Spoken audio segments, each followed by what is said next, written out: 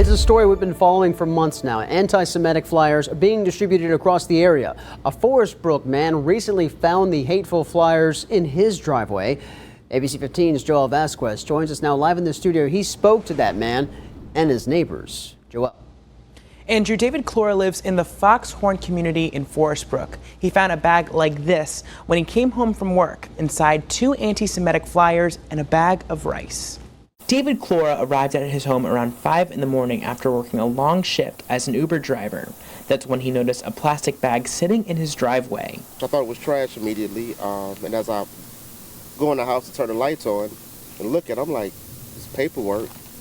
So I thought it might have been somebody putting some flyers or something out, and I opened it up, and then that's when I realized that I'm like, oh, this is some hate mail. The bag included one flyer that reads, "Every single aspect of Disney child grooming is Jewish," and another flyer that asked a sexually driven question and contained pornographic images. Clora was about to throw it out, but couldn't help but think that this was part of a bigger problem. So I called the non-emergency line for Horry County, and they told me to dispose of it. They said that they have received reports that people have been getting mail like this and to dispose of it. So far, anti-Semitic messages have been found in 5 other neighborhoods in Murrells Inlet, Surfside Beach, Conway, Carolina Forest, and Georgetown County. Clora told his neighbor, Allison Lazar, about what he found. She told him she received one too. It's very disturbing, very bizarre. I don't know who would want to do that, but especially neighborhoods with children, I find it very unacceptable. Clora tells me that having different views as someone is no excuse for hate. I understand that people have their own views about different religions or the ways people live, but we just have to find a way to get along. Now, I reached out to the Horry County Police Department for comment, but I've yet to hear back. However, in other counties like Georgetown County, a person distributing these flyers would be charged with littering, and that's if the property owner wants to press charges. Andrew?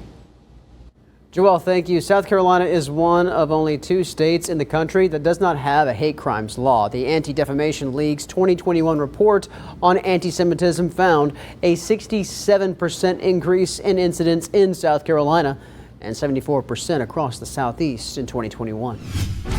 Breaking tonight, first responders in Transylvania County are on the scene of a small plane crash. 3 people on board were hurt. It happened in Rosman. News 13's Samir Nefsi is live there tonight. And Samir, this crash happened at a girls' overnight camp, and hundreds of campers are there tonight. Yeah, that crash happened around 6:30 this evening. The aircraft carrying 3 people went down on Camp Catalia, which is in the western part of Transylvania County. And as you mentioned, about 100 campers on site there. Now, the physical location of that crash site is away from the cabins and dining hall. Now, go ahead and take a look at some of this video we shot when we first arrived on scene. This is the campground entrance on Morgan Mill Road around 7:20, so about an hour after that airplane crash.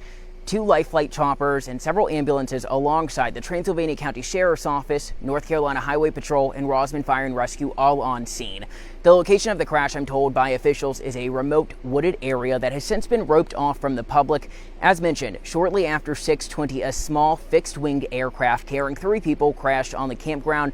3 people have since been taken to an area hospitals. 2 were airlifted to Greenville, and another was taken to Asheville. Officials with the Sheriff's Office say they don't have details on the extent of the passengers' injuries. Now go ahead and take a listen to what the Chief Deputy told us just hours ago. This is one of those, I won't say once in a 10-year period. For right now, this is one of those things that we don't get that often here. At this time, we don't know the cause of the crash or anything of that nature. It remains unclear where the aircraft was coming from and where it was heading tonight. NTSB and FAA investigators will be taking over the lead investigation. They're expected to arrive in the morning. Now, the Chief Deputy told us earlier that there haven't been air crash accidents here in this area in the past several years. Of course, there are still many questions tonight that'll hopefully be resolved within the upcoming days. Mark Robinson made an appearance in the mountains today. Robinson, no stranger to criticism and backlash following his often controversial claims. As News 13's Samir Nefsi reports, tonight's rally was on brand for the Lieutenant Governor. For about 30 minutes, the Lieutenant Governor spoke on the stage just behind me, discussing everything from faith, family to freedom, meanwhile making seemingly charged comments against the LGBT community and other political figures. Lieutenant Governor Mark Robinson greeted with a roar of applause in Transylvania County. You see, this is how I get in trouble. I get in trouble because I can't help but tell the truth. The outspoken Lieutenant Governor serving as keynote speaker for the Faith, Family, Freedom rally Saturday at Anchor Baptist Church. Robinson's mostly faith-based speech not shying away from the controversial ideals he holds. You're either man or woman. Robinson stating the country was founded with Christian beliefs, something he says has been forgotten about. If you cannot lay down the Constitution beside the Bible and read them both and see the similarities, there's only one word for you. You're an idiot. You don't have very much brain power.